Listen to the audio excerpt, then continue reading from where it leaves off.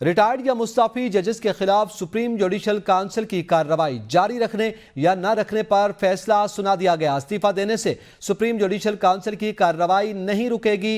अहम खबर से आपको आगाह कर रहे हैं। रिटायर्ड या मुस्ताफी जजेस के खिलाफ सुप्रीम जुडिशल की कार्रवाई आज जो है उसे आगे बढ़ाया जाएगा या नहीं, इस पर फैसला सुना दिया गया है। और यह कहा गया है कि रिटायर्ड या मुस्ताफी होने वाले जज के हवाले से कार्रवाई पर कोई असर नहीं पड़ेगा। सुप्रीम जुडिशल काउंसिल की कार्रवाई उसी तरह जारी रह सकती है।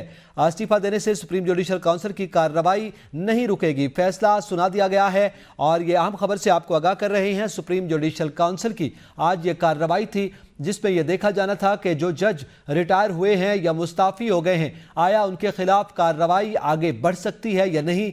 इस पर सुप्रीम जुडिशल काउंसिल की आज कार्रवाई हुई, उस पर समाअत हुई है और आखिरकार ये फैसला सुना दिया गया है कि रिटायर्ड या मुस्ताफी हो जाने वाले जजेस के खिलाफ सुप्रीम जुडिशल काउंसिल की कार्रवाई नहीं रुकेगी बल्कि आगे बढ़ती रहेगी। और रिटायरमेंट या मुस्ताफी हो जाने से कार्रवाई पर कोई असर नहीं पड़ेगा। इस हवाले से मजीद जानेंगे बिशारत राजा से। जी बिशारत राजा, आगाह कीजिएगा। सुप्रीम जुडिशल काउंसिल में रिटायर्ड या मुस्ताफी जजेस के केस के हवाले से फैसला सुना दिया गया।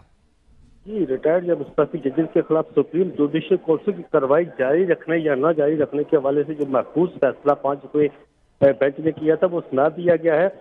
इसमें फैसले में कहा गया कि इस्तीफा देने से सुप्रीम जुडिशल काउंसिल की कार्रवाई नहीं रुकेगी। ये सुप्रीम जुडिशल काउंसिल की कार्रवाई जो है वो जारी रखने या न जारी रखने का फैसला सुप्रीम जुडिशल काउंसिल की कार्रवाई सुप्रीम जुडिशल काउंसिल करेगी कि अगर कोई किसी जज के खिलाफ सुप्रीम जुडिशल काउंसिल की कार्रवाई हो रही हो तो कार्रवाई के दौरान वो मुस्ताफी हो जाए या किसी रिटायर्ड जज के खिलाफ भी अगर कार्रवाई हो रही हो तो वो कौंसिल फैसला करेगी कि उसके खिलाफ कार्रवाई जारी रखी जाएगी या नहीं रखी जाएगी।